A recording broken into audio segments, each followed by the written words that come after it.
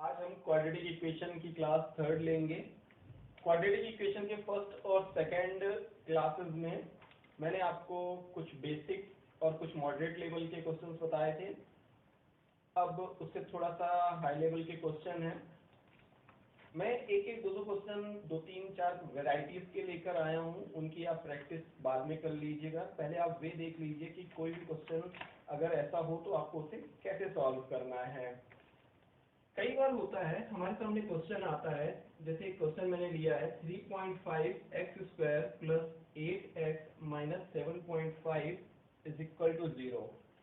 कई बार ये पॉइंट में जब क्वेश्चन आ जाता है तो बच्चा यहाँ पर कंफ्यूज हो जाता है कि अब इस पॉइंट वाली क्वाड्रेटिक इक्वेशन को हम कैसे सॉल्व करें। बहुत ही आसान है, पॉइंट में जरूर दिया हुआ है, लेकिन इस इक्वेशन को बहुत आसानी से हम सॉल्व कर सकते हैं। आइए देखते हैं कैसे सॉल्व करेंगे। कभी भी अगर क्वाड्रेटिक इक्वेशन आपकी पॉइंट्स में दी हुई होती है तो आपको ये देखना है कि हम ऐसे किस नंबर का मल्टीप्लाई कर दें कि ये पॉइंट आपका हट जाए। तो अगर हम पूरी इक्वेशन में मल्टीप्लाई बाय 2 कर देते हैं तो ये पॉइंट पूरा पूरा हट जाएगा। 2 से हम इसमें मल्टीप्लाई करेंगे तो ये इक्वेशन हो जाएगी 7x² plus 16x plus 15 equal to 0। ठीक है। अब इस वे पे अगर हम सोचें तो इस वे पे अब इस 7 का यहाँ पर मल्टीप्लाई करके 7 15 7 जा, या फिर उसको फैक्टराइज 3 और 5 में फैक्टराइज करके उस बेसिस पे आप इसको जब सॉल्व करेंगे तो ये आपका इजीली सॉल्व हो जाएगा। तो इसको कोई बड़ी चीज नहीं है कि इसको हम कैसे सॉल्व करें। इसके आगे की प्रोसीजर आपको ऑलरेडी पता है कि इसके बाद क्या सॉल्व करना है। तो मैंने सिर्फ आपको बेसिक बताया है कि अगर पॉइंट वाली इक्वेशन आ जाए तो उसको कैसे। जरूरी नहीं है कि हर बार यहाँ पर किसका 2 का ही मल्टीप्लिकेशन किया जाए। कई बार मान लीजिए यहाँ पर दिया होगा 0.25 तो उसको सॉल्व करने के लिए हमें 4 का मल्टीप्लाई करना पड़ेगा। तो 4 का मल्टीप्लाई करेंगे तब यहाँ पर 1 होगा। तो ये चीज आप देखकर ही सीख सकते हैं कि वहां पर क्या होने पे किस नंबर का मल्टीप्लिकेशन किया जाएगा। उसके बाद सेकंड नंबर की इक्वेशन इसी पे लिखी है मैंने 4.5x² minus 20.5y plus 21 equal to 0। बिल्कुल सेम इक्वेशन है।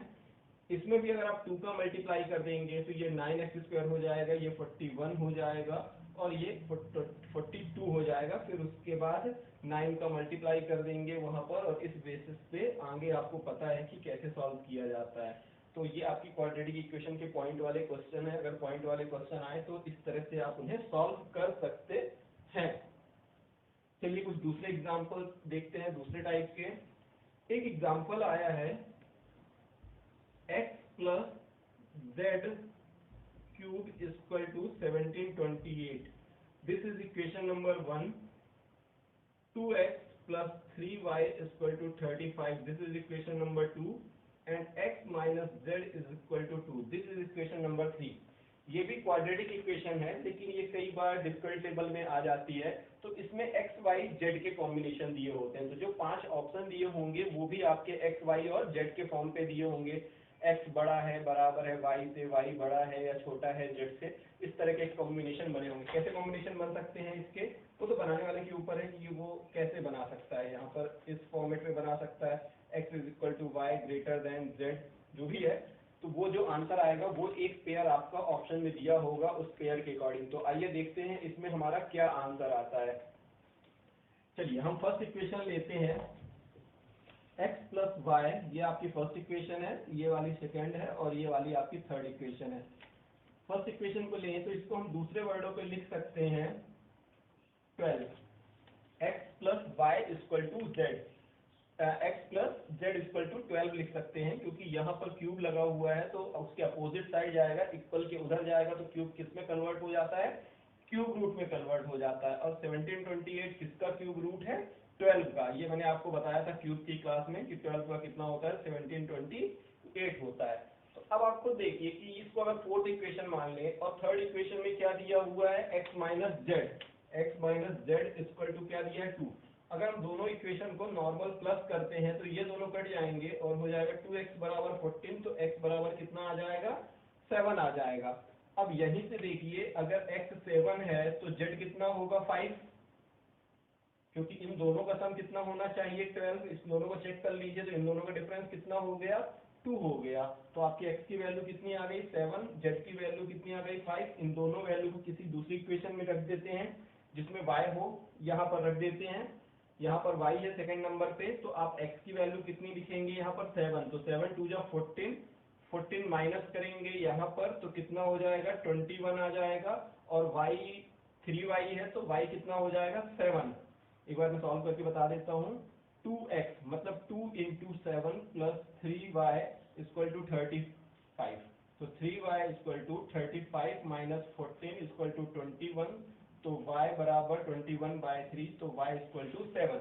तो जो इसका आंसर आया वो क्या आया, x इज इक्वल y है, और ये दोनों किससे बड़े हैं, z से बड़े हैं।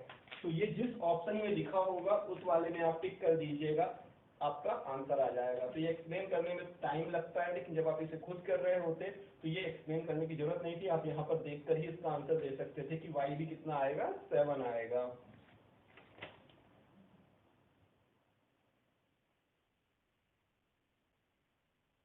चलिए उसके बाद एक नेक्स्ट एग्जांपल देखते हैं। हमारा नेक्स्ट एग्जांपल है 4x³ plus 24x² minus 64x equal to 0। अब ये इक्वेशन है, ये क्यूबिक फॉर्म में है।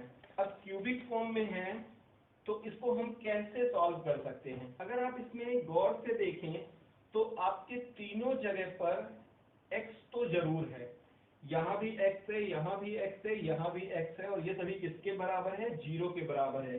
तो अगर मैं चाहूं तो यहाँ से 4x कॉमन निकाल लूं, 4x कॉमन निकाल सकता हूं। अगर मैं 4x कॉमन निकालता हूं तो यहाँ बचेगा x स्क्वायर प्लस 6 4 या 24, और यहाँ बचेगा 16 इक्वल टू 0। ठीक है, देखिए 4 कॉमन निकाल लिया तो 4x³ हो जाएगा, यहाँ पे 24x² हो जाएगा, और यहाँ पे जब मल्टीप्लाई होगा तो 16 4 जा 64x हो गया। अब ये किसके बराबर है, 4x किसके बराबर है 0 के, तो x भी 0 के बराबर, तो x की एक वैल्यू तो 0 आ गई। अगर हम दूसरी वैल्यू देखें तो अब हम इसको क्वाड्रेटिक इक्वेशन के रूप में सॉल्व कर सकते हैं। 8 2 जा 16, फैक्टराइज करेंगे तो कैसे फैक्टर निकलेंगे, 8 और 2, छोटी संख्या पॉजिटिव होगी, बड़ी संख्या निगेटिव होगी। ये मेरे पहले वाले वीडियो पे आप देख लीजिएगा, समझ जाएंगे मैंने इसको कैसे सॉल्व किया है। ठीक है, क्योंकि इसको फैक्टराइज करना होता है दो फैक्टर्स में, जिसको माइनस करने पे ये वैल्यू आनी चाहिए। फैक्टराइज तो ये 16 1 में भी हो सकता है, 4 4 में भी हो सकता है, और 8 और 2 में भी हो सकता है, लेकिन सही फैक्टर हमारा कौन सा रहेगा 8 और 2, क्योंकि 8 और 2 को ही माइनस करने पे क्या आएगा आपका 6 आएगा, और छोटी संख्या पॉजिटिव होनी चाहिए, बड़ी संख्या निगेटिव, तो वो हमारे आंसर। तो आपकी x की तीन वैल्यू कौन सी आ गई, 0 बोल सकते हैं, 0 को इग्नोर भी कर सकते हैं, 8 एंड -8 एंड 2। तो इस तरह की आप दूसरी भी इक्वेशन होगी, फिर बाद में आप x की और y की वैल्यू का कंपैरिजन कर लीजिएगा। तो मैं सिर्फ एक एक इक्वेशन लेकर आया हूँ, और एक एक इक्वेशन को कैसे सॉल्व करेंगे ये मैं डिस्क्राइब कर रहा हूँ।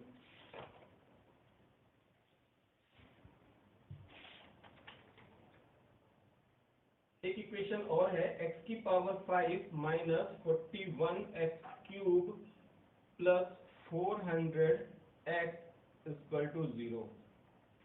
अब यहाँ पर अगर हम इक्वेशन देखें तो इस इक्वेशन पे x फैक्टर ही है तो सभी में कॉमन है, 4 तो है नहीं यहाँ पे, यहाँ से 4 नहीं निकलेगा, 4 आगे भी नहीं है, तो आप यहाँ से x कॉमन ले लीजिए।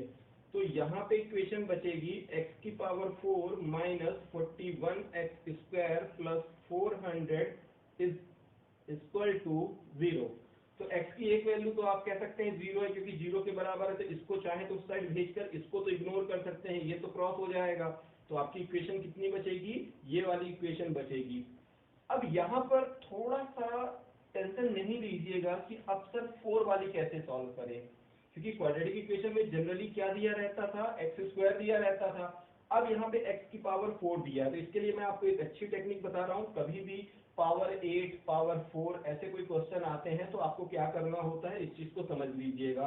तो आप एक एज्यूम कर लीजिएगा x² को l के बराबर मानकर, या a के बराबर, एक अच्छा अल्फाबेट होता है तो a मान सकते हैं, जो भी आपकी इच्छा हो वो मान सकते हैं।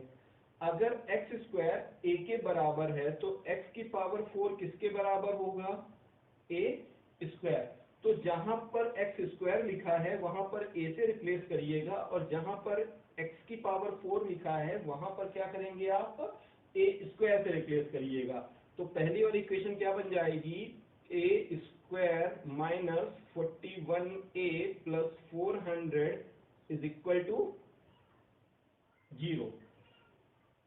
ठीक है, अब देखिए इसके बाद आपके लिए समझ लीजिए थोड़ी देर के लिए कि वही इक्वेशन है जो पहले होती थी, वहां पर एक्स वाई होता था, यहाँ पर ए बी लिखा है, ए लिखा है। अब इसको फैक्टराइज दो ऐसे फैक्टर्स में करना है जिनका मल्टीप्लिकेशन 400 होना चाहिए और जिनको प्लस करने में क्या होना चाहिए, 41 आना चाहिए। तो 0 तो आपका कई जगह आ सकता है। अब यहाँ पर देखिए कि मल्टीप्लाई प्लस करने पे उस नंबर पे 1 आना चाहिए। ठीक है, और मल्टीप्लाई करने पे क्या होना चाहिए, 0 होना चाहिए। मल्टीप्लाई में 0 होना चाहिए और प्लस करने पे 1।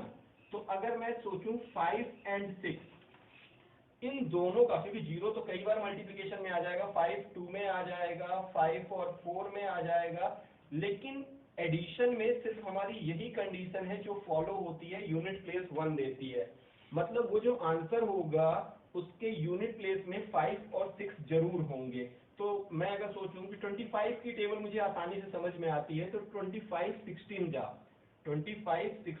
400, क्योंकि 25 10 जा 250 और 6 टाइम्स में 150 और आएगा, तो 16 टाइम्स जब हम 25 की टेबल पढ़ेंगे तो 400 आएगा। मतलब जो आंसर आएगा वो आएगा 25 और 16। अब मैं आपको एक बात और बता रहा हूं कि ऐसा मैंने रैंडम वैल्यू 25 और 16 क्यों बोल दी, क्योंकि जब भी ऐसे ज्यादातर क्वेश्चन होते हैं ये जो वैल्यू निकलती है ज्यादातर ऐसी वैल्यूज होती हैं जिनका स्क्वायर रूट आएगा। क्यों आएगा, अभी देखिएगा। यहाँ पर देखिए तो a की 2 वैल्यू आई, वहां पर x की वैल्यू आती थी, अब a की वैल्यू आई 25 and 16 और दोनों नंबर क्या होंगे, पॉजिटिव, क्योंकि माइनस प्लस के केस में क्या आंसर होता था, पॉजिटिव आंसर होता था। ठीक है, अब देखिए a किसके बराबर है, एक्स स्क्वायर। तो अगर हम दूसरे ढंग से बात करें तो अब ये क्वेश्चन हो सकता है एक्स स्क्वायर, क्योंकि a की जगह हम क्या लिख सकते हैं, ए स्क्वायर, तो सॉरी एक्स स्क्वायर लिख सकते हैं। तो एक्स स्क्वायर बराबर 25 and 16। अब मुझे एक्स स्क्वायर की वैल्यू की जरूरत तो कभी होती नहीं है, मुझे तो हमेशा एक्स की 2 वैल्यू या वाई की 2 वैल्यू की जरूरत होती है। तो जो अब एक्स के आंसर आएंगे वो +-5 और +-4 आएंगे, क्योंकि जब इसमें एक्स स्क्वायर बराबर 25 आएगा तो ये ऑलरेडी आप सीख चुके हैं, एक्स स्क्वायर बराबर 144 होता था, तो फाइनल आंसर क्या होता था, +-12 होता था। तो उसी तरह +-5 हो जाएगा, +-4 हो जाएगा। ठीक है, तो आपका जो फाइनल 4 आंसर, पावर 4 थी तो आंसर कितने आ गए आपके यहाँ पर, 4 आंसर आए। 2 बार ये आ गया, 2 बार ये, इसका प्लस माइनस, इसका प्लस माइनस, तो आपकी वो जो कंडीशन होती है वो भी फुलफिल हो गई। तो अगर इस बेसिस पे आप सॉल्व करोगे तो पावर 4 वाले क्वेश्चन भी बहुत इजीली सॉल्व कर लोगे। आपको ये सब लिखने की जरूरत नहीं है, ये मेरा एक्सप्लेनेशन था। अगर इस क्वेश्चन की बात की जाए तो ये ज्यादा से ज्यादा 10 से 15 सेकंड में आपका क्रैक हो सकता था। कैसे क्रैक हो सकता था, यहाँ से आपको पता है कि x तो सभी से एलिमिनेट होगा, तो ये पावर 4 हो जाएगा, ये पावर 2 हो जाएगा। उसके बाद भूल जाइए कि पावर 4 पावर 2 है, आपको सिर्फ क्या करना है, उसको फैक्टराइज करना है जैसा लिखा है। इनको भूल जाइए क्या था, इनको थोड़ी देर के लिए भूल जाइए कि यहाँ पे अभी क्या लिखा हुआ था। इनको फैक्टराइज उसी मेथड से करना है जैसे अपन करते थे। जो आंसर आए, अभी आपका आंसर क्या आता फैक्टराइज में, 25 and 16 आता, उसका एक बार स्क्वायर रूट करके प्लस माइनस में आपको आंसर दे देना था बस। जैसे 25 and 16 आता तो इसका फैक्टराइज मतलब उसका स्क्वायर रूट करिए और प्लस माइनस में आंसर, इसका स्क्वायर रूट करेंगे तो +-5, इसका करेंगे तो +-4। 5 से 10 सेकंड में भी ये क्वेश्चन किया जा सकता था, क्योंकि जब एग्जाम देने जाएंगे तो वहां पर आपको किसी को दिखाना नहीं होता, एक्सप्लेन नहीं करना होता, आपको सिर्फ आंसर निकालने की जल्दी होती है। तो जल्दी के लिए भी मैंने आपको बताया कि 5 सेकंड में इस क्वेश्चन को कैसे किया जा सकता था। चलिए हम नेक्स्ट क्वेश्चन देख लेते हैं। हमारा नेक्स्ट क्वेश्चन है x-2 x+1 = 0। ये एक हमारा क्वेश्चन है, कुछ नहीं है, बहुत ही सिंपल है। देखते हैं क्या करना है। इसका मल्टीप्लाई पहले यहाँ पर करेंगे तो ये एक्स स्क्वायर हो जाएगा, उसी का यहाँ पर करेंगे तो x हो जाएगा, -2x हो जाएगा, -2 = 0। अब देखिए ये इक्वेशन क्या बन जाएगी, x square minus x minus 2 equal to 0। तो दो फैक्टर होंगे 2 and 1 minus 2 and 1 is the answer. कैसे हुआ माइनस 2 and 1?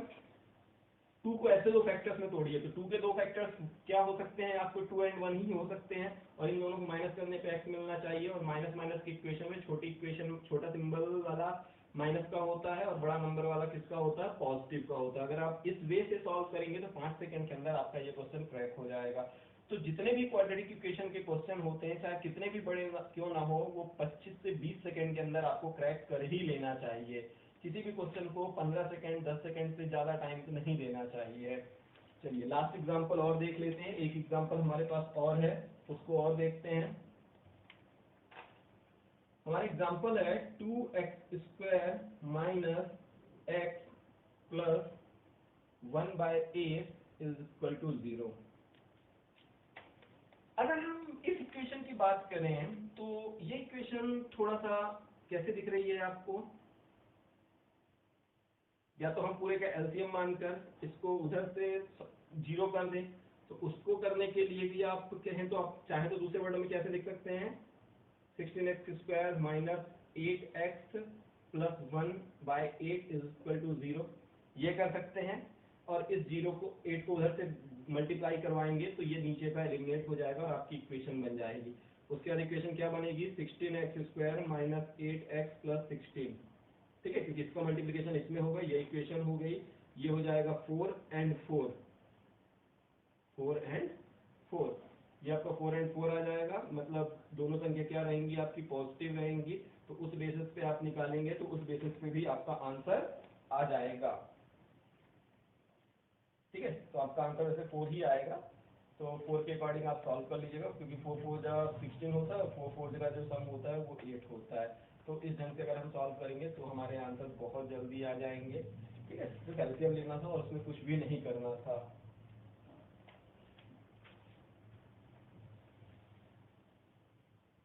लेकिन अभी आप एक बात सोचिए, अभी आपका वैल्यू क्या आया था, 4 and 4, दो जगह लिखने के बजाय हम एक जगह लिखें तो भी चल जाएगा, जैसे क्योंकि पॉजिटिव माइनस प्लस के केस में क्या होता है, पॉजिटिव। लेकिन एक बात आपको ध्यान रखनी है हमेशा कि आपने इसका मल्टीप्लाई किया था तब यहाँ पे 16 आया था, यहाँ पर ये 16 था नहीं। तो उस केसेस में आपको क्या करना पड़ेगा, 16 से डिवाइड करना पड़ेगा। इसका आंसर जो आएगा वो आएगा 0.25। तो 0.25 इज अवर फाइनल आंसर। तो इन छोटी छोटी बातों का ध्यान रखिएगा कि जब भी आप किसी नंबर से मल्टीप्लाई करते हैं क्वाड्रेटिक इक्वेशन में, फाइनल आंसर में उस नंबर से डिवाइड करना पड़ेगा, क्योंकि अगर आप डिवाइड नहीं करते तो वहां पर आप गलती कर बैठेंगे और आपका जो वैल्यूज होंगी कंपैरिजन करते समय वो डेफिनेटली है गलत हो जाएगा। तो आपका क्वाड्रेटिक इक्वेशन का एक वीडियो और होगा जो टफेस्ट होगा, उसमें आपके सबसे डिफिकल्ट क्वेश्चंस होंगे।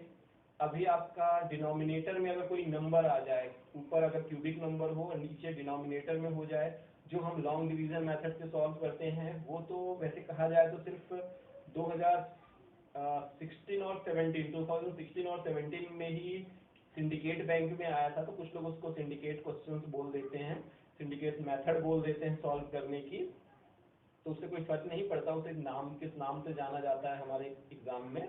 लेकिन उसमें होता है क्यूबिक इक्वेशन ऊपर की होती है, जैसे अभी मैंने क्यूबिक इक्वेशन बताई, लेकिन डिनोमिनेटर में भी कुछ टर्म दिया होता है x-2 = 2। तो फिर हमें उसको सॉल्व करने का दूसरा वे होता है, उसको मैं अपने नेक्स्ट वीडियो में, और एक दो क्वेश्चन मैं और बता देता हूँ जिसमें आपके बड़े फैक्टर्स होते हैं। अगर बड़े फैक्टर्स आ जाए तो आपको कैसे सॉल्व करना है, एक दो क्वेश्चन और बताता हूँ कि फैक्टराइजेशन करते समय, क्योंकि कल किसी बच्चे ने पूछा था कि सर फैक्टराइज करते समय नंबर बड़ा हो तो कैसे सॉल्व करते हैं, x² minus 5x minus 336 equal to 0। उसको मैंने लास्ट वीडियो में अपने कवर किया था, फिर भी मैंने एक इक्वेशन लिख लिया कि अगर आपको फैक्टराइजेशन में दिक्कत आती है तो आप क्या करें।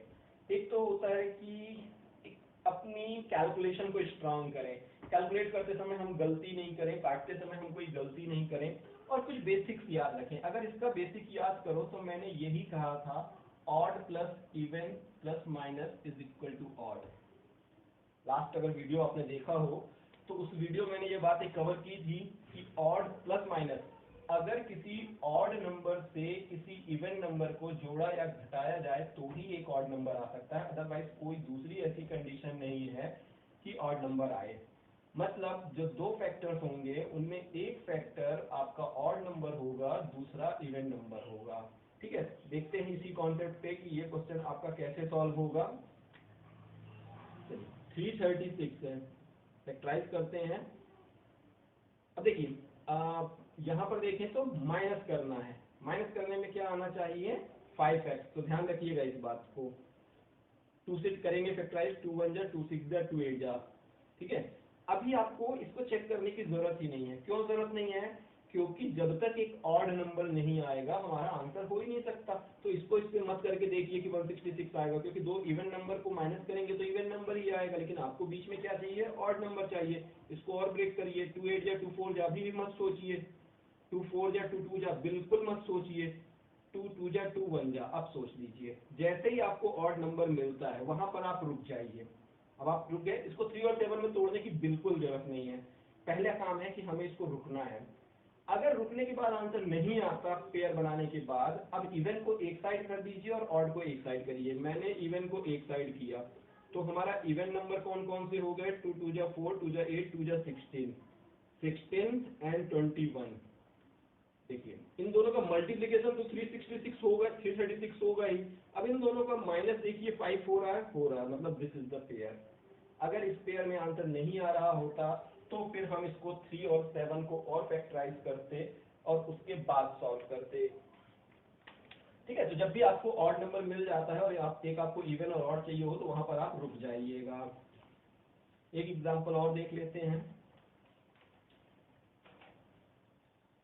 y square minus 239y minus 972 equal to 0। इसमें भी सेम केस है, ऑड नंबर चाहिए। चलिए इसको फैक्टराइज कर देते हैं। 2 4 जा 2 8 जा 2 6 जा, अभी तो सोचना ही नहीं है। 2 2 जा 2 4 जा 2 3 जा। जैसे ही आपको ऑड नंबर मिला उसके बाद आपको रुक जाना है। 243 एंड 4 दोनों को माइनस करेंगे 239 आएगा। बिल्कुल सही कॉन्सेप्ट है, इसको ट्राई करिएगा, इसी बेसिस पे प्रैक्टिस करिएगा। 90% चांसेस है, 95% चांसेस है कि आपका ऑड नंबर वाला कॉन्सेप्ट ही इसमें से क्लियर हो जाएगा। Thanks for watching video.